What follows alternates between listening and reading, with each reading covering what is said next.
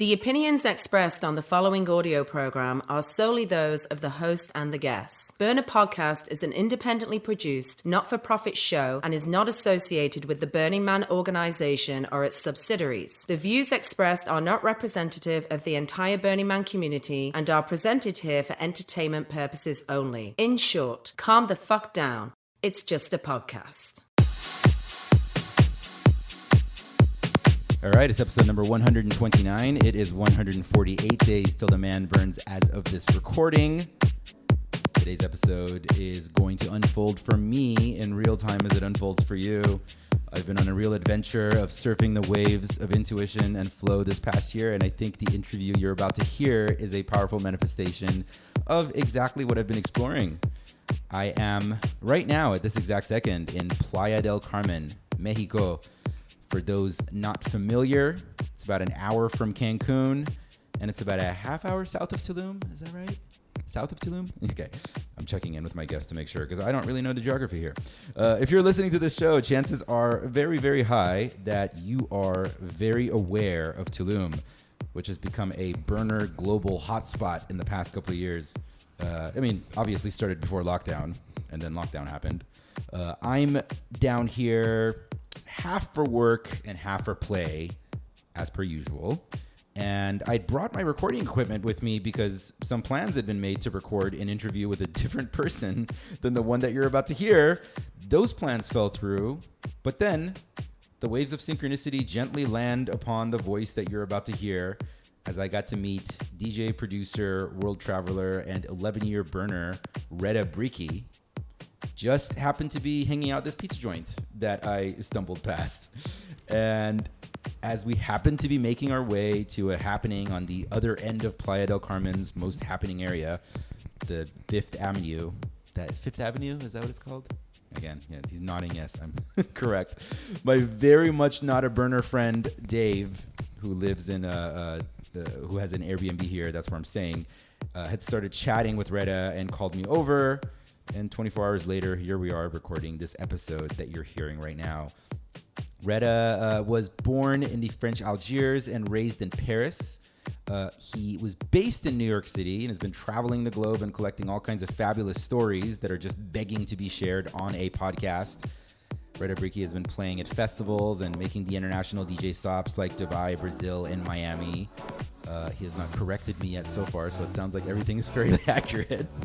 And as we were coordinating today's interview and temporarily parting ways, Retta says to me, I am heading to the beach now to hear the sounds of the ocean and be grateful. So I think we're in good company today. And after we are done with the chat that you're going to hear today, we are going to hear a spectacular DJ set by Retta Bricky himself.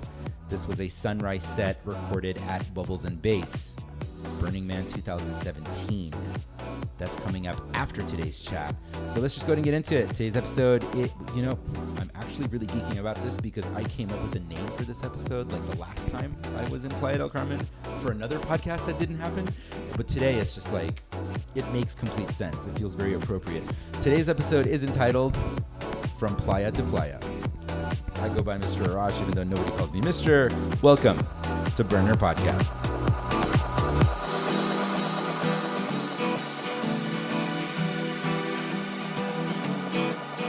On the first part of the journey, I was looking at all the life.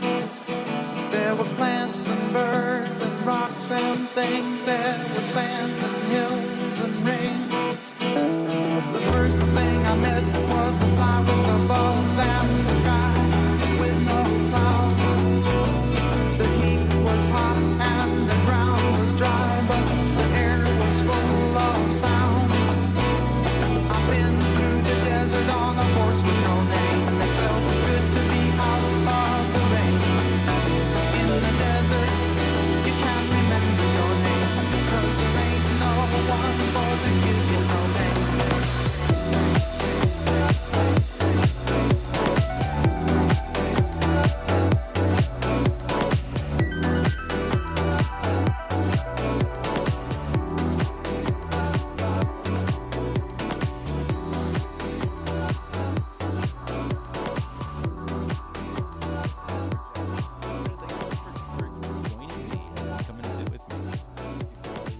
you said, synchronicity. Yeah. It's, the magic of just the vibration, connecting with people that are on the same wavelength, and just intentionally opening your mouth and sharing a mutual love. Yeah. Burning Man. Yeah. I guess it's not unheard of that I would run into somebody who's a burner out here, but it also, the way it kind of things have been lining up, and that's some of like what I was hinting at in the intro, and I don't mind sharing during an interview, that I've been experiencing more of these kind of interesting flow state experiences more in the past year or two than I ever have in my life. And it just kind of keeps building and building. So even like today, like typically the way podcast episode comes together is we sort of like focus on a guest that we're going to get on. You know, we do some research, we do some planning, it's scheduled, my producers are involved. But on this one, like, I'm going to have to say, in like 10 years of doing this must be like the fastest I ever just like decided to like to go with it, because it felt like there's some reason that I was supposed to meet you and connect with you. And I think I'm going to learn about it on this interview. There is no accident, Raj. Yeah. None. Well, again, like I said, thank you for having me. It's truly a pleasure. I had no idea that Burning Man had a podcast, and it's a pleasure to share the life adventure that I've had, even being here in Mexico, and as well around the world. Yeah. I'll share with you and the listeners what sort of the interesting thing was that snapped me into going, like, I think I'm supposed to interview this guy. So we exchanged contact information, and I'm like, man, this guy's name sounds really familiar. And like, not just from a term of like, oh, okay, it's a DJ I've heard before, like, but I'm like, something was like poking at me. So you had said that you have connections with Disorient. Yes. And yeah, so I looked through like the Burner Podcast website, and here is an interesting thing that happened. I interviewed Randy Palumbo like years ago at the Bombay Beach Biennale, and through some miscommunications or something that happened with my producer and whoever he was communicating with over at Disorient, I thought the DJ set that we were including after Randy's interview was one from you. So I actually recorded this whole elaborate intro. I had like notes about you. I said this whole thing, right? Uploaded the episode. It went live. Amazing. It was on, like, it was broadcasted out. And then I get a message from my producer, who had gotten a message from his contact at Disorient, saying like, hey, that's not the DJ whose set you have on this episode. I'm like, oh crap. So I had to like bring the episode back down, shuffle like links, fix things, figure out what was up with whatever, re-record the intro, all of this. So even now, like, your name is still tagged in the episodes, even though like you're not on anything. So flash forward however many years, and here I am sitting with the actual Ricky. And the funny thing is, dude, at that time, by the way, like, I don't even know what the miscommunication was, but like, I think whoever the person was even said like the name that you're using is like, I think it was a series of miscommunications that happened. It wasn't even like, I think they were even saying that's not even a DJ. That's just like another name that's connected to another thing. Who knows? But it turns out you are a DJ. You know, actually on the Playa at some point, they gave me, or also somehow agreed to the name Sultan, or the Shepherd of Music. Yeah. And it really, Reda Briki just stuck out more than any of those other pseudonames or Playa name. And the last one was Hard Drive. Because I always have a hard drive when I play. I don't play from a stick. So anyway, wait, real quick geek question. Why? Yeah. Why hard drive? A friend of mine in Brazil, I was playing, saw me and said, and I mentioned that I don't really have a Playa name, just these different pseudonym. Yeah.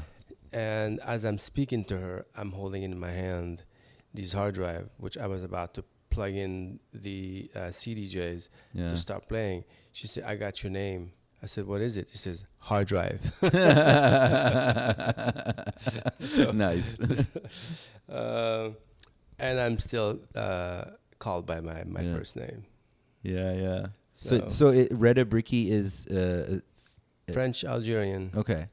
That is that is your actual name, just for clarification. It's my actual name. The funny thing is, as my mom is such a hippie, when she was at the hospital, the nurse said to her, she said, "Oh, he looks like a Thierry," which is a French name. Okay. Thierry.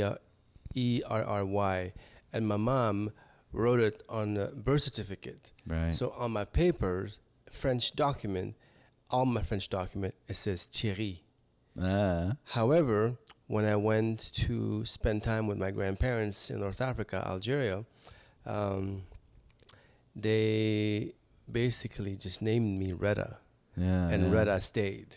Yeah. So when you come to the U.S., you can call yourself Ali Baba Ganoush if you Yeah. want. Yeah. I basically took the opportunity to just take that name, Reda Briki, and Interesting. here it is.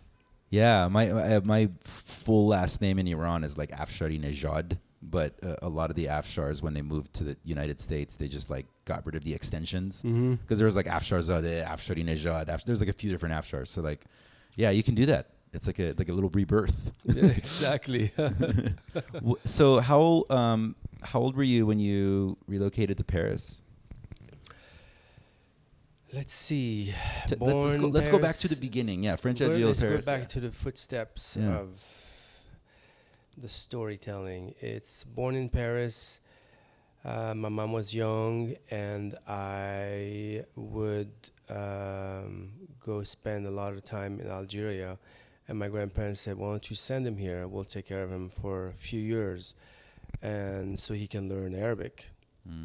And my first school was Arabic. Yeah. Little archaic, if I can say, for how they teach you.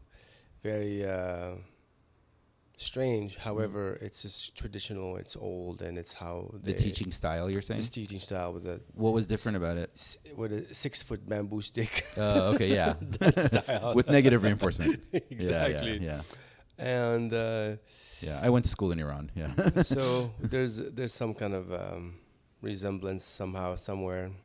I stayed in Algeria for the longest I remember is for four or five, and I came back to France and started preschool,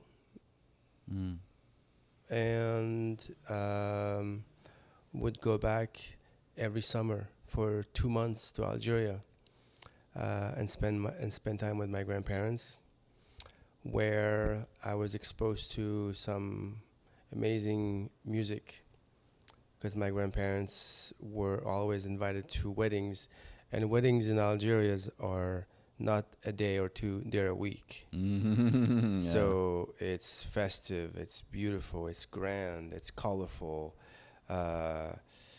it's family, it's extended people from all over that come back home. Yeah. And this is where the texture of Middle Eastern, African music that when I perform comes out of, and the influence comes from. And from there, at the age of 13, my mom made a trip to the U.S. with her brother. My mom's name is Malika, and my uncle is Jamel. They did a New York East-West Greyhound tour, and crossing through Canada. And when she arrived in San Francisco, she fell in love with San Francisco. On her return, She, without a skip, she said, Retta, we are moving to San Francisco in 6 months. Mm. You have the choice to stay here with your uncles or come with me. At 13, you only see or understand United States as Disneyland. Right. That's what the picture you have of. Of course, I went along. Mm. Yeah. 6 months later, we were in San Francisco, and went to a great school, a French American school, French American International School. Lived in San Francisco for quite a bit. Went back to North Africa. And What took you back to North Africa? I wanted to become a boat captain. Okay. And I was a little mischieved at that time. So it was just basically a good structure for me to go back, be with the family. And did those courses. Yeah. From there, I moved back to France, spent time with my uncles, north, south of France, and did my military service in France for the French people in Germany. And after that, I just literally just left France and went back to the United States. Now, and I know you've expressed multiple times how deeply I'm going to use these words. You didn't say exactly these words, but how deeply ingrained into your DNA music is. And I'm wondering if during this period in your life, like, was it in the background? Did you think that it was possible that music is something you could pursue professionally? Not at all. I had love for animals when I was a child. I had the idea to be a veterinarian, even to become a translator. Music really came later when I went back to San Francisco. Prior to that, that's a good story there. I was going out to a lot of clubs in Paris, dancing, just really like embracing music, the movement, the dance, all of it. And I was approached to be part of a boys band back then, long time ago. Like In Sync? Almost. the music, the singing part was about to come later. Okay. However, we did mainly dance shows. Okay. And clubs, little festivals outside of France, mainly in Paris. And it's when I moved back to San Francisco, I did some continued class, dancing class, and it's where my ear were starting to really get interested into what it is about this frequency of this tone that makes me move the way I move. Interesting. Yeah. And I started buying music, like a lot of music. And at the time, it was the music that I was attracted to or going towards was acid jazz. It was this mixture of jazz, hip hop, funk, and I had this amazing, extensive collection of rare sound, rare groove that I would sometime, when I had the opportunity, to take with me with my book, CD book, and go to friends' barbecue and play, because I wanted to share this music that no one really knew. Yeah. And one time, how it all began, how the music DJing, how all began, is that there were two promoters at one of the barbecue that I knew in San Francisco, Martel and Nabil at the time. What year was this? How old were you? 94. 94, yeah. 25, something like that, 25 years ago. Okay. And they approached me to play at one of their events. And the music that I can say that I played the first time I DJ was acid jazz. It was not house music. And I discovered house music later on. What's the general BPM with acid jazz? I would say like 60. Oh yeah, It's, much slower. It's totally slower. Yeah. It's a dimensional sound. It's like there's a trip hop effect to it. It's the progression is similar to house. It's just slower. Right. And it's rich. Every instrumental that you hear in house music is the same. It's just much slower, and you can actually just enjoy the music without really wanting to move. Yeah. It's fascinating. I want to point out what you were describing about how it was dance, like the physical act of dancing that got you interested in the frequency of music.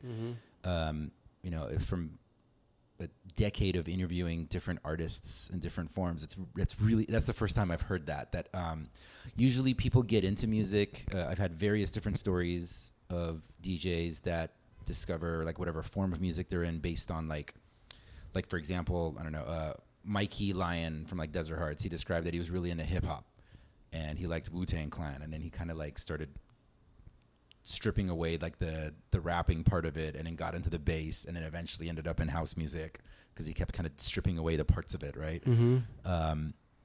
Or like rappers I've interviewed, like some are really into the storytelling aspect of it. They like to weave a story, and then they decided that's how they could rhyme in order to do that. But other artists are more into words. They're just fascinated by words and how you connect words, and then that turns into rapping. So everybody comes at it from these very different angles, right? Yeah. That's super fascinating that you like, for you, it was the physical movement in your body, and you're like, what is making my body move?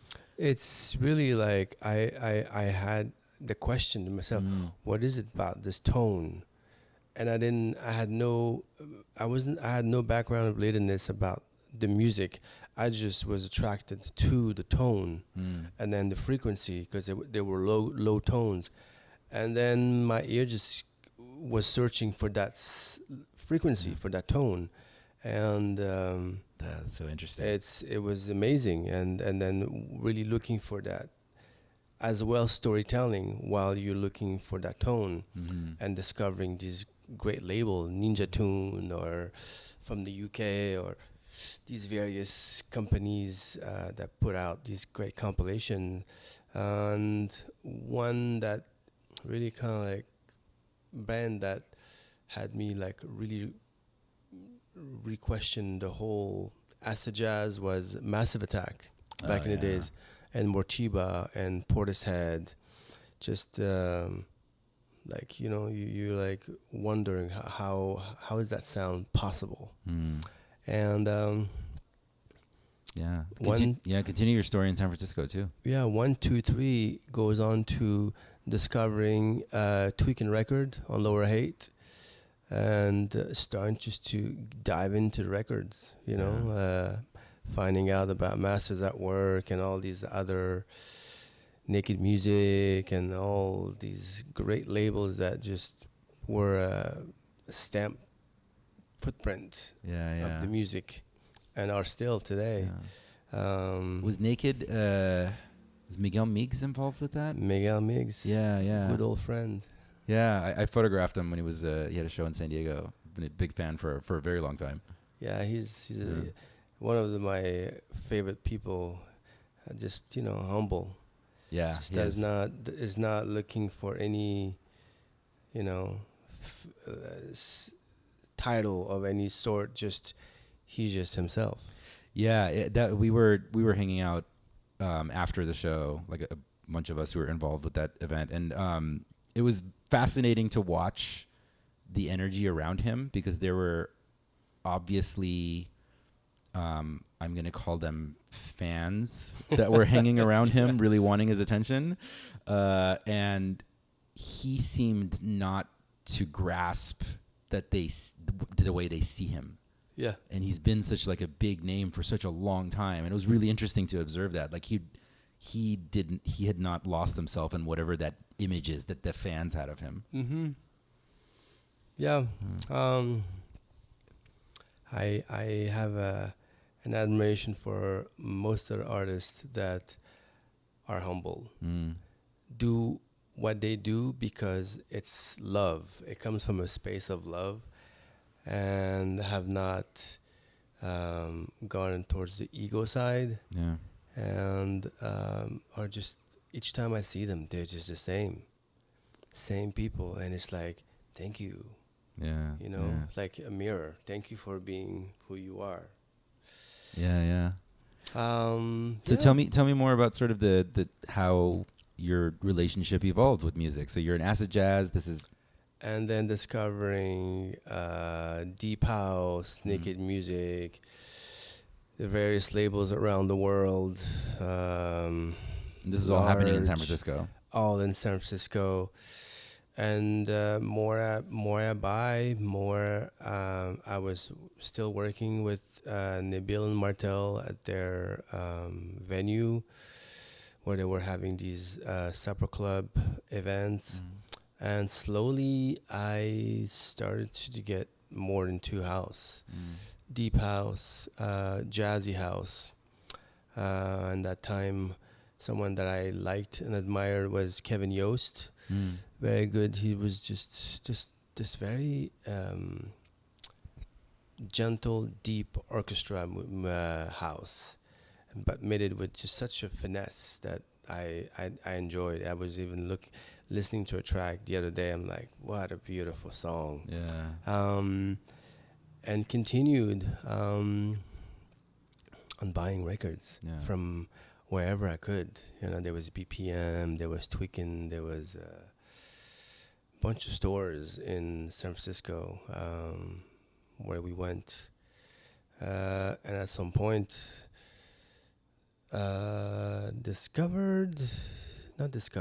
was introduced to Behruz around that time, when he was a resident at the 1015 for release at Behruz. I mean, Nabil and Martel's weekly event. Yeah. And we became really close friends. I would say even family. He actually did meet my family. And we would go to different stores and just buy music weekly. It was just, you know, this ritual. Go find the music that inspires you, that moves you, so you can share with people. And what a wild time. Like, this is like a kind of a historic moment, this era that you're describing in the evolution of our music. It's amazing, because when I hear music today, you don't really hear, you know, like the old gospel, old funky, old like just pumping house. It's all just similar. It's a trend. Nothing stays the same with everything. My people, remember that. Nothing stays the same. And when you hear something that is just from a time, you're like, wow, this is from this era, and it's not played anymore. And that's an opportunity, because I find myself sometime, I'm playing at this place, so let me just bring some stuff from the 90s that they were like, what? Get surprised on. And I found amazing when someone has the ability to do that. They play and they'll give you not what you want to hear, but they'll give you their intention and add something special into the set where you're like, what? Right. Wow, I remember this from 1996. Yeah. And it's just really a re-edit of something that I'm like, wow. Well, that's what's happening, is like when a DJ is really in alignment with the vibration of this dance floor, they're tapping into sort of what you're like, this thing we were describing earlier about what is that tone. Like they're like, you might think you want to hear this particular song that's a big hit, right? But really what you want to hear is the vibration of that song. And the DJ will find what the vibration of that song is and give it to you from a different angle that you could have expected, and take you to the same place and even elevate it higher. For sure. I just had this thought. I was at the spot in Brooklyn. I don't remember the place's name, and who was playing? Neil Aline from Shea Recording, which it no longer exists, and I think Matthias Helborn and Ted Patterson, and they were grooving, and I said hi, and I'm like, "What's up, guys?" And I enjoy listening to these guys because they come from a time, so the music is like you're gonna get 5-course meal. I love that. Okay. Yeah. And I'm on the dance floor. I'm like, holy crap, this Yeah. is amazing. It just brings you back to the time where you remember those songs, and Right. you see the people on the dance floor that have not heard. They're just surprised and amazed, and they just flow with it. It's beautiful. I feel so. This is a thought I've had for a long time, and I'd love your input on it. Go for I it. feel like we're on that topic. There was for lack of a better phrase, I don't want to say that music now is not soulful. It's all soulful, but there was a particular brand of soulfulness that I feel like trance and house from that era had that I don't hear anymore. I don't feel anymore, and I feel like the reason for that is that music was being made with the technological limitations of what was available at that time. Like, we didn't have as many like vocalists, as many different like sound packs and all this kind of stuff. So there was a lot more sampling being done from like gospel tracks, taking Sarah McLachlan songs, and remixing them and making do with what was available. And something about those technological limitations gave it a soulful oomph that I feel like now that we have all the technology in the world to do whatever the fuck we want, doesn't reproduce the same way. Perhaps, honestly, I also think as fashion is, or as technology, or any sort of trend market, there is always something that just takes over in terms of like what's acceptable right now. At the same time, you still have these people that will just do their thing because they believe in their thing and they want to be true to their Sure. craft. So you still find amazing music, funky, not as raw as back in the days. It's just changed, Yeah. Techno's changed. Yeah. I never used to you hear techno. Progressive changed. Yeah. Deep house changed. All of it. It's taken a new form. Yeah. We've talked a lot about it. Like today's techno sounds like trance from the 2000s. Yeah, I was never a big fan of trance, techno, progressive at all until it's kind of opened up to being slower, deeper, more layers, amazing harmony, and just over layers of just vast synths and effects. Yeah, there is my observation of hearing some of your sets is it feels like, we're looking at your musical journey, right? Like you with your connections in Algeria and living in Paris and then San Francisco, like these are like epicenters of music of the world.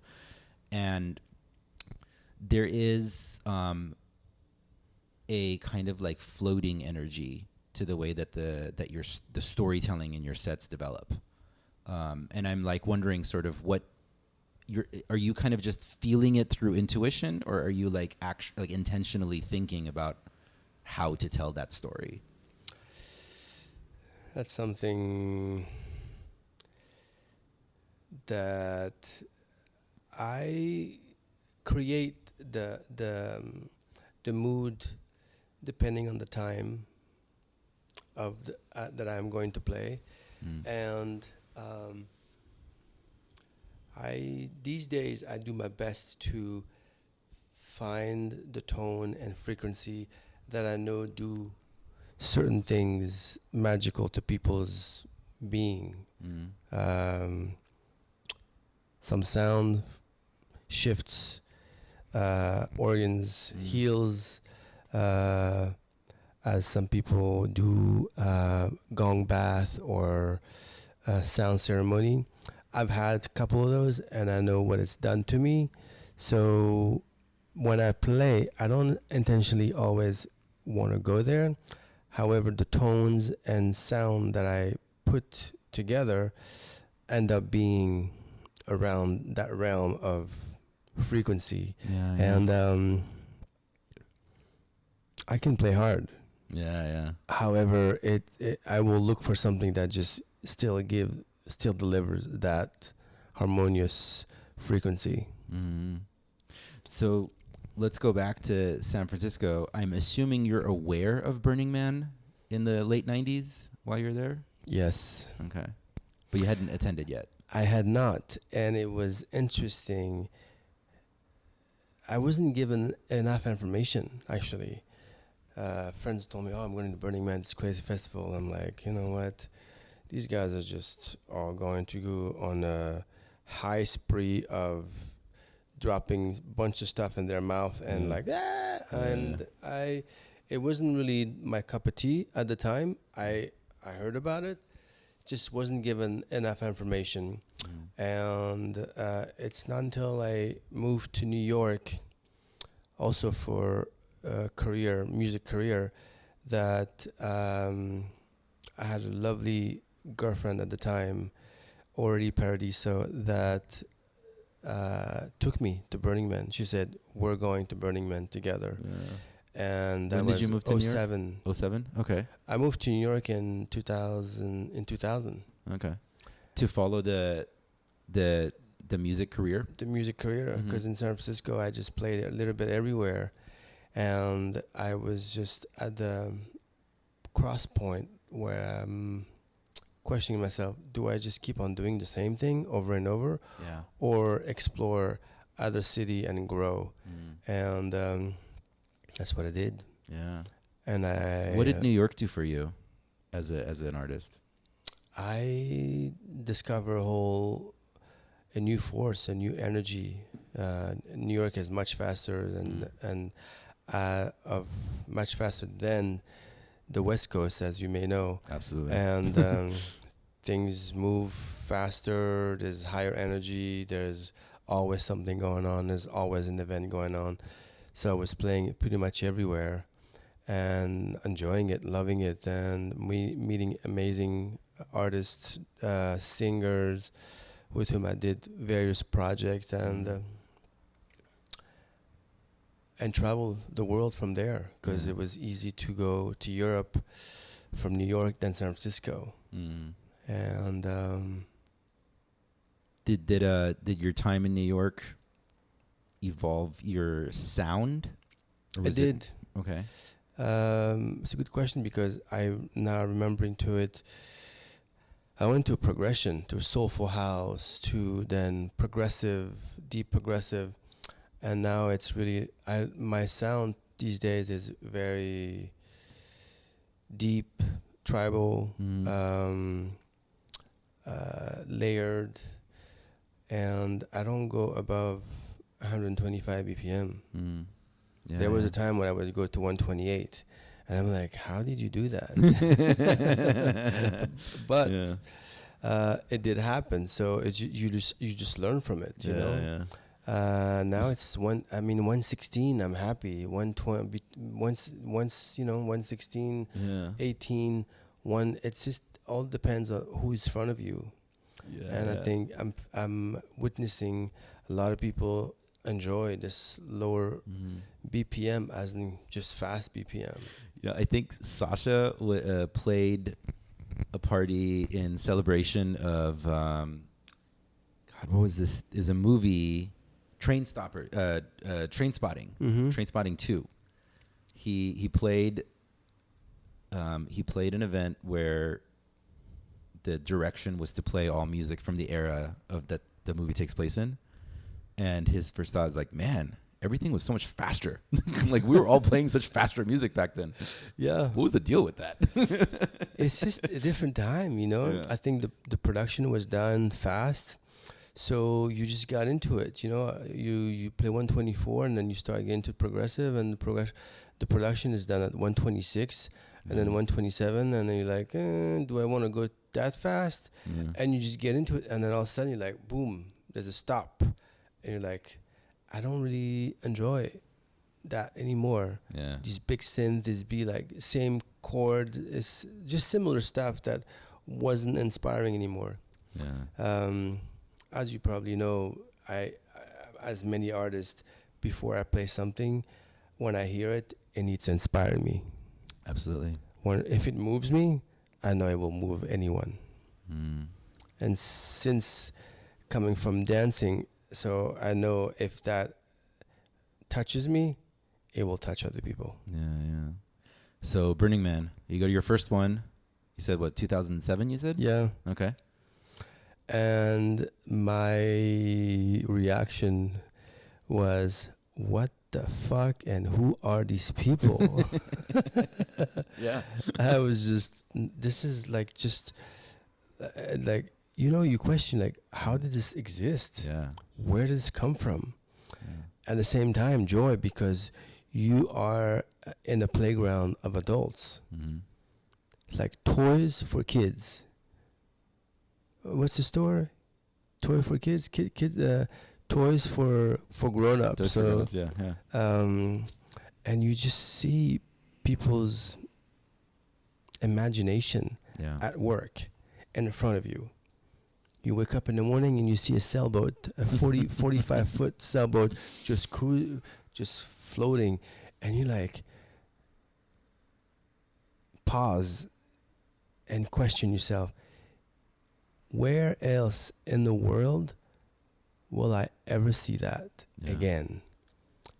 And till today, I say it again, there is no other festival in the world, and I've done many, that deliver this kind of fantasy. Yeah, yeah. It's truly the human's heart creation on hand at work. One of a kind. So I guess like I've been trying to kind of also weaving through the conversation. Like I wanted to know like how you ended up at Burning Man, where your music developed, and then also I'm curious about your spiritual development, and if there's been any overlap with Burning Man, what shifted for you from going to Burning Man? When did you start to look at the world in terms of what we started to say in the beginning of this interview, which is like trust the flow and synchronicity and it's coming together? When you go to Burning Man, you will never see, I never saw the world the same way. Yeah. I didn't see it already, but the color, the magic, the flow, the expression of humanity, you see everything else after that differently. I was approached by a great person at Desorient that asked me to join them because he liked the music that I played, DI, at Desorient, and we joined them. Cool. And I basically, from that point, just went in for 6 years, and at some point took over the music direction and start just booking everyone that I knew from the industry. And the camp grew, and then we were positioned at 215, had this Geo Temple, just amazing installation. And just, I would call everyone. I'm like, what's up, Behruz? What's up? Yeah. Marcus, what's up? Miguel, what's up? Scumfrog, what's up, Sid? Anyone that was coming, I said, do you want to play? And they were like, yeah, let's do it. And just went, move on, continued. And at some point, I wanted to experience a different burn from a different perspective, point of view. So I changed camp. I went to Sacred Cow, amazing smaller camp that at some point were serving a 4-course meal twice a day. And I really gave the chapeau to Chef, which one of the leader, and Brian of the camp. I'm like, I don't know how you did it, but you have my hat. Yeah. And then tried on another camp, Voodoo Soup. Yeah. Voodoo Soup was just tiny little camp. I don't know where they were based from. Just great eclectic people that the only requirement for you to be with Voodoo Soup is that one day of the week you had to cook a big soup and serve it to the people. Yeah. I mean, for serving the people, for serving the Playa, it's a gift to do it. And then I camped with Root Society. Yeah. Great, amazing human being. Skywalker and Jeff Taylor, cool people. Just have a great stand for doing magic and extraordinary things. Just that over stage, this the last top. one, like insane. If you Insane. if you're not going above and beyond, why do it? Yeah. That's kind of like sort of like Jeff's line. And then I camped free. I was not associated to any camp, just to feel. Yeah. And it was quite, I got to tell you, remarkable. Truly remarkable. And that year, I remember 2 weeks prior to Burning Man, I did ayahuasca. Oh, really? What year was this? 17 or 18. 17? Okay. And we're talking about vibration. It's literally where I was. Just I tapped into a whole new dimension that sort of grasps on it. However, now I was in it because I just came from this ceremony and I was tapping into just vibration. Yeah. Like the vibration that I was resonating, it was the vibration that I was connecting with. Truly remarkable burn. And just spent some amazing time and quality time with great friends, great DJs, artists, anyone that you connect and come across and share something. Just the journey unfolds into something. And what called you to ayahuasca to begin with? Did you have intentions going in? Was it like, okay, I'll try this thing, or was it I'm looking for something specific? I was looking for something specific. Most of the time when I will do something that expands my mind, I go with an intention. Sometimes it's about healing, sometimes it's about a direction or an answer. Yeah. And ayahuasca just makes it very clear for you. Yeah. Are you in a position to share what that intention was? Once one of them was the situation with my family. I had my family, I would literally just see them when there was a funeral or a wedding. And I couldn't accept that. And I said, I need to create something. And the question was, what do I do with my family? How do I change this dynamic? And it came clear to create an occasion once a year or how often we can and get the entire family together at a dinner at someone's house. And it would take months of preparation, like 6 months, and it was amazing because we did it. And I would call my cousin, which I still do when we do it, and say, okay, this is the date I'm coming. Let's get everybody together. Yeah. And he loves it because we do it at his house, Sami. Where is this house? In Paris. Yeah. Just a little bit outside of Paris. And people, your family flies in and... Everyone just figures out how to come, and I'm like, I don't care. How many people? I said, leave your drama and your ego at the door. Oh, my God. And I say, if you got something with one of them, I don't care. Just come in, leave it outside, and when you want to leave, pick it up if it suits you. All Yeah. good, no problem. But this is family time. Yeah. The I'm other- just listeners can't see this, but I'm acting weird because like this is a question I've been asking because my family is like all not talking to each other over a whole bunch of ridiculous shit. Yeah, same here. And I'm the only person that is good with everyone. That like- connects the dots. Yeah. So Keeps- I've been asking this question, like, what do I do? keep the thread of the Yeah. all weaved in together. Yeah, and that was basically Wow. what happened, and it's amazing. I'm gonna steal your idea. I'm gonna do this. Please do, and everybody that's hearing this podcast, remember, anything Wow. is possible when you put your heart into it. And the other one was the shaman that gave more the shaman and music in general. During the ceremony, the chanting that she was chanting to us allows you to see the mother tree. Yeah. And I said, this is special. This chant is special because it's not a normal chant. It's sound. It's whispering. It's forest. Yeah. And I asked her, shall we do a track? Shall we do a song? And she said, yes, let's do. And Oh, wow. and continue doing what you do. And that's pretty much it. That's incredible. That's so beautiful. Yeah,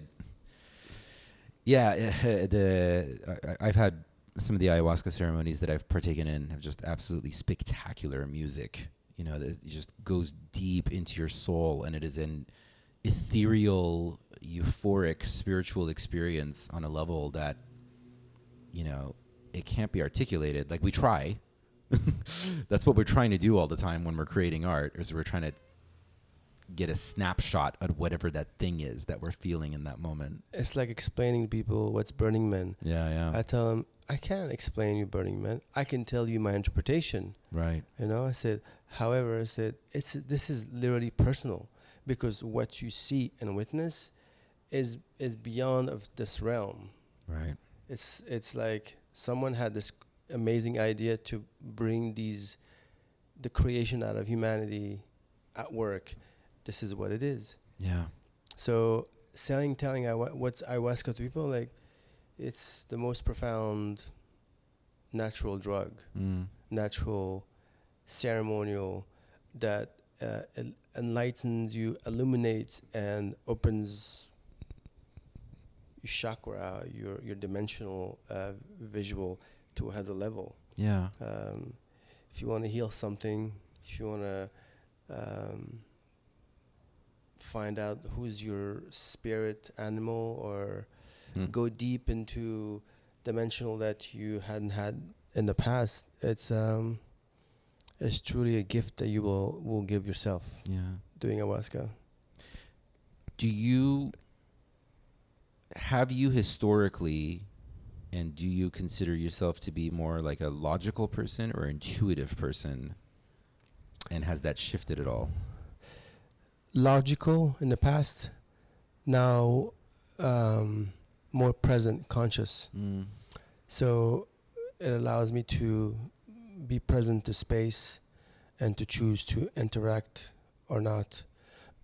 I was saying I shifted my way of seeing certain things in terms of logical would be accepting as a logical way of accepting things. Now I no longer see logical, I see receiving. Yeah. Regardless negative or positive, receive it with love, because it came from a place of love. And then truly choose to engage or not. So it leaves you the liberty to be yourself, Yeah. and freedom to go wherever you want. So you're not stuck in some story in your mind. No, it came, great. Now, do you want to engage? It's your choice. Yeah, and I guess that's what you're describing is where a lot of us will at times struggle with, like, for lack of a better word, what we would call boundaries. And I have learned an interesting lesson in this past year. The more I've engaged with physical reality and with other fellow humans, the way that you're describing, to receive with love, to have full confidence that it's coming from a place of love, even if it's misworded, right? And I'll receive it, and then I can choose whether or not to engage.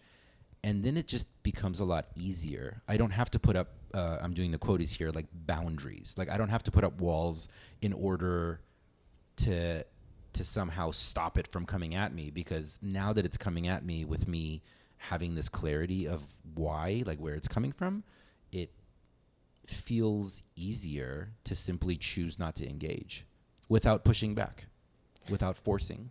Can't be more easier than that. Yeah. You're not pretending anything. You're just being with it. It's like having a conversation. Either you're listening or you're not. When you listen to people, you speak into their speaking. When you're not listening, you're literally listening to what you're saying about what they're saying. Right. So it's like receiving. You're just receiving love. However it may land for you, it may be receiving communication or however that is for you. It's just receiving and engaging. Right. Or not. I guess the question that pops into my head is how is that when, like, navigating the music industry?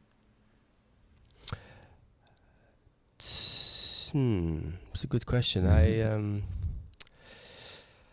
I will say one thing is I stay away from commercial, because it's easy to go where people say it's sell out. Sell out. What is sell out? Is giving a perspective, a different direction, because you need to make money. That's your thing. It's if that gives you food on the table, great, go for it.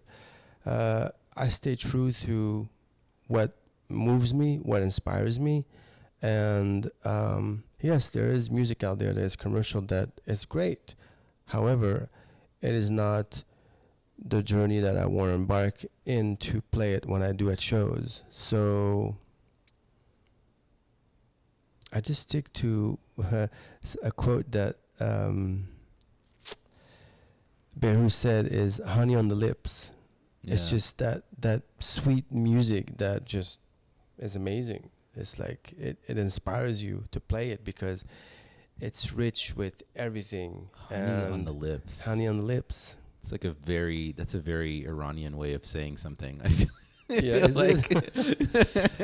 I love that. Yeah, I always said, when you serve people honey that they've never heard from a foreign country, they always want more. Yeah. They're not ever going to go back to sour. So it's where I stand. It's like I will look for things that are sometimes just one-hit wonder. And stick to it. Yeah. What have you felt has been the most influential thing on the development of your sound in the past decade? And how has that connected to your experiences at Burning Man? I've always enjoyed to play music that have a message. Not something that is just a repeat and play. Something that leaves you with a thought, with a thinking about your own humanity, your own love, your own present in the world. And creating lately has been producing songs that are part of our history. Like I just finished a remix of a track that I did called Mahatma.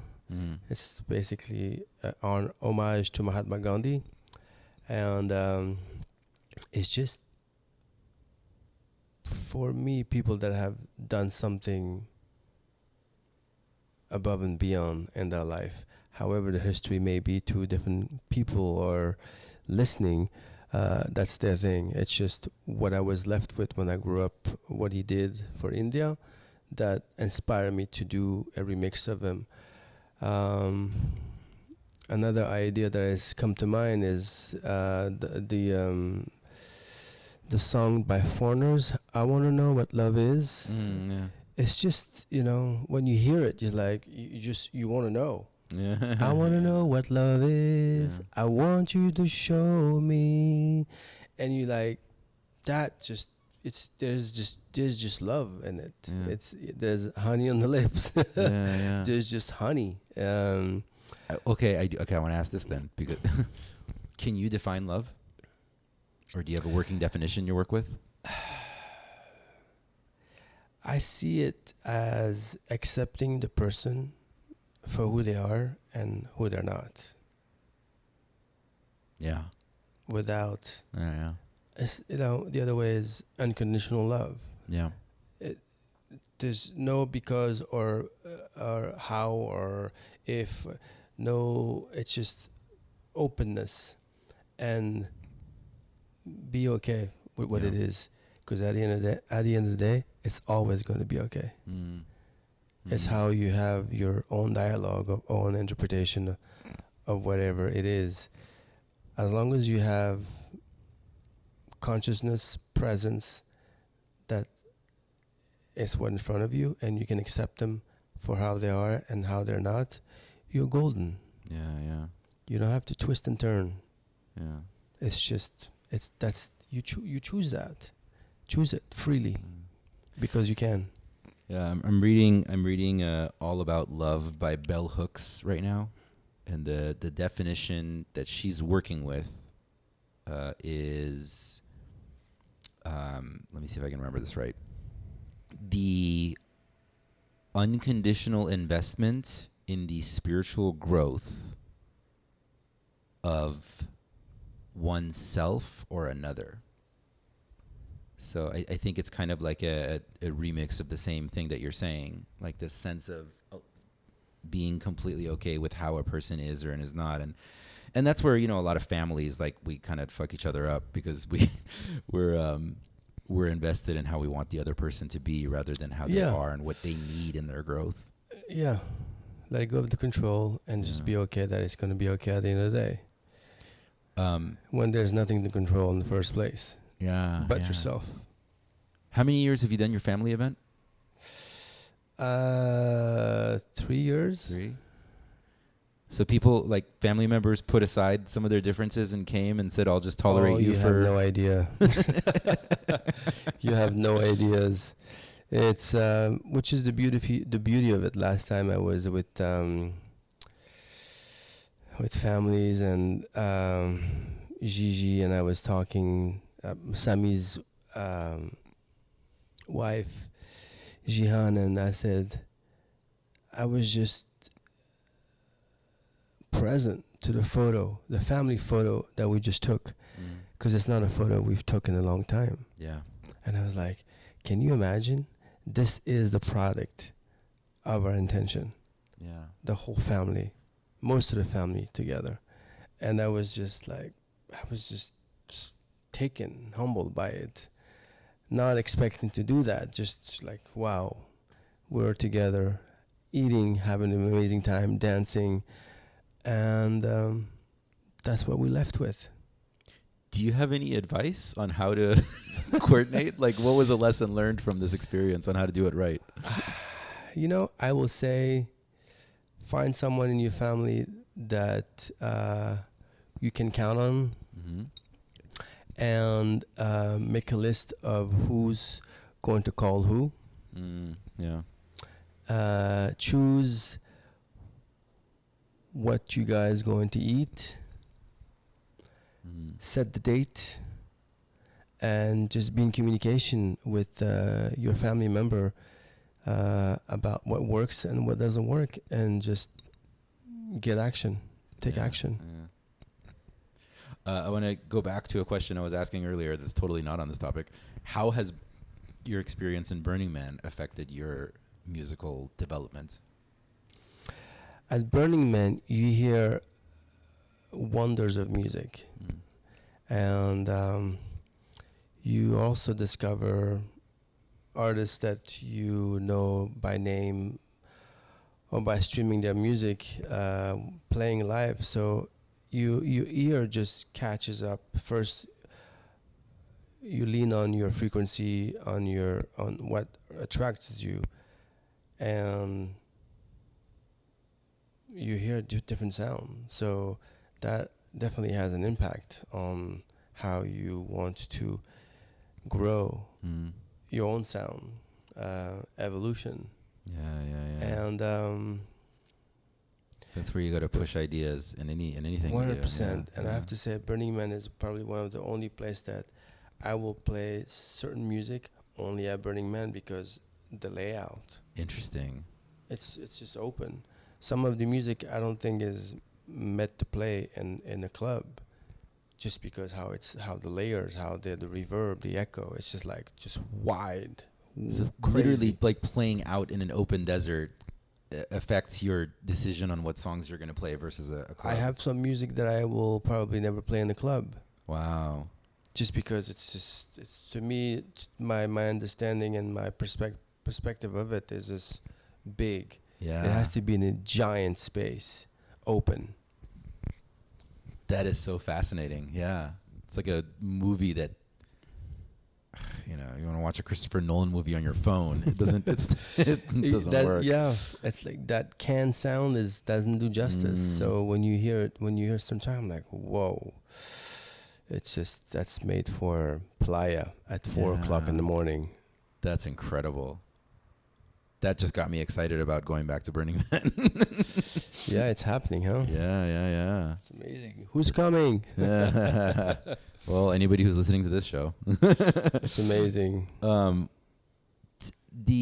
So are you still based in New York City, or have you been kind of hopping around? I've been hopping around last year, and we'll head back soon. Essentially, I would love to relocate to Miami. And what inspired the hopping around? Well, Mexico was the only place in the world that had events. South America basically had the only place. And I love being here. People, you connect with people that have soul right away. You just connect. And that just enriches your whole body, your whole being to connect and not feel alone because people are just distracted by other things. What is it about this place that does that, do you think? The warmth of people. Yeah. Hold on, let me pause here for a second. Are you okay? All right, never mind. Friends are hopping in to put food in the fridge. Yeah. There's... oh, thank you. Dave brought me leftovers. So there's how many times had you been here in the past? 7 times. Yeah. And you were playing like shows here? Shows, heading to San Miguel for multiple shows, and then on to Puerto Vallarta for other shows. And we'll probably end the trip in Puerto Escondido. Yeah. And from there, head over back to New York. Yeah. What is going on with Tulum? Why is it all of a sudden on everybody's radar? I have not been yet. It's turned into this, New Yorker international money spender destination. Yeah. Where price have multiply, quadruple, just outrageously. However, it's a great destination. It's a beautiful place. Yeah. If you are going to Tulum, I recommend to staying in town or Aldea Zama. Do not stay on the beach. It's overpriced for some reason, and apparently some people are just okay to spend the money, and it makes other people not able to go because if you want to go to the beach where the hotel zone is, they just ask you to spend $100 for something you're not going to spend. Yeah. There's nothing wrong with it. It's just, please be conscious of it, because how far do you want to go to make this place uninvitable for people that just want to come and have a good time? It's very exclusive. Extremely. Yeah.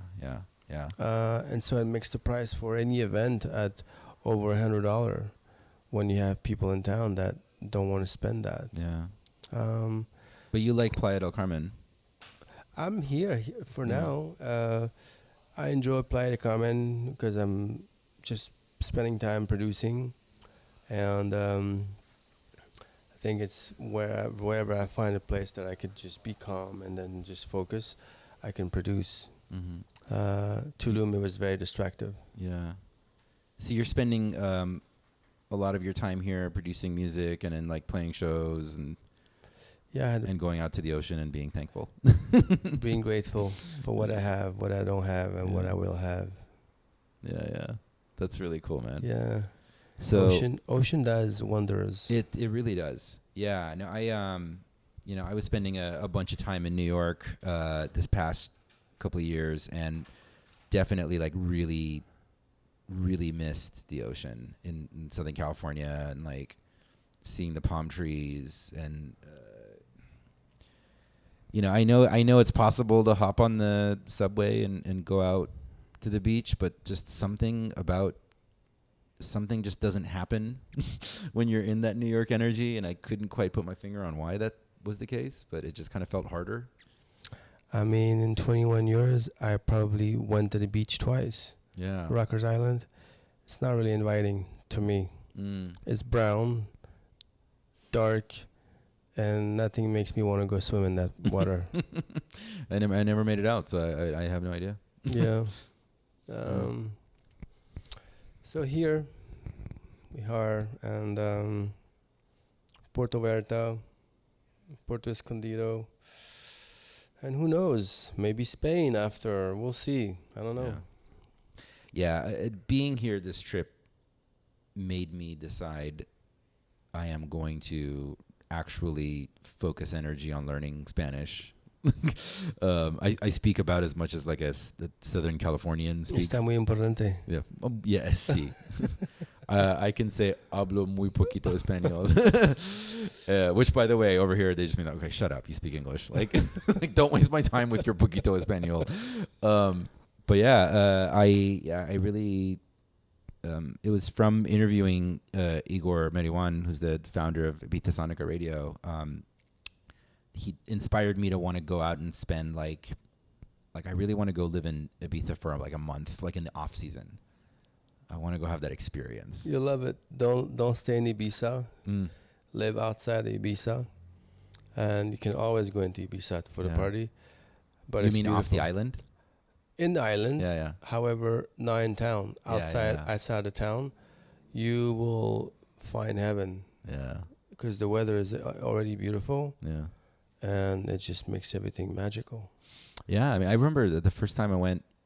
I've been to Ibiza once in my 20s, and I mean, like back then, growing up in San Diego, it was incredibly rare to hear house music. Like it was not easily accessible in San Diego. So going out there and hearing like how every other bar was playing house music was like mind blowing. So it's pretty insane to watch like how much this underground rave music that we had to used to search for is now like it's become as big as it is, and it's become such a thing. But I think we're nearing sort of the end of our time here. Okay. What are you planning next? Where are you heading to? Flying to San Miguel on Wednesday. Okay. To reconnect with some friends, and a show on the 16th, and the weekend after, and on to Playa del Carmen. Yeah. And you said you want to relocate to Miami? Sorry, not Playa del Carmen, Puerto Escondido. Puerto Escondido. No, Puerto Vallarta. Puerto Vallarta. And then Puerto Escondido. Let's get that straight. Dig it. And then you want to relocate to Miami, you said? Yeah, because if I end up coming back here more often for shows, then it's just an hour flight. Right. And there's no shortage of music in Miami. No. I want the sun every day. I can dig it, man. Well, thank you, dude. Thank you so much for sharing your story and showing up and being such a lovely guest and inspiring me to start a family reunion with my broken family. Contribution is free, and it's really a pleasure to be here and share, I think, probably for the first time, my story. My storytelling of life. That's awesome. Thank you. It is my pleasure and honor to have captured it. Thank you very much for having me. Thank you. You are now listening to the sounds of the guy I just interviewed. You can find this set. This was 2017 Sunrise at Bubbles and Bass. Correct. Right? Do you know what day it was? Saturday AM. Saturday Sunrise 2017 Bubbles and Bass. You can find this set along with oh so much more over at soundcloud.com/Redabriki. That is spelled REDABRIKI. Please do leave us a review on iTunes or your podcast platform of choice, and message us if you want to support the show by contributing in any fashion. You're always invited to pitch interviews in your neck of the woods. All of these links are over at burnerpodcast.com, where you'll also find links to other cool audio content. Our producers are Louis Galipeau, aka Mulaku. He is over in Bermuda, and Michael Seth Prell in Austin. The Burner Podcast theme music, America's Horse with No Name remix. That's produced by Joman. He's based out of Denver, Colorado, and he is at soundcloud.com/DJ Joman. So until next time, love, light, and all that other crap, take us back to the playa. Redabriki.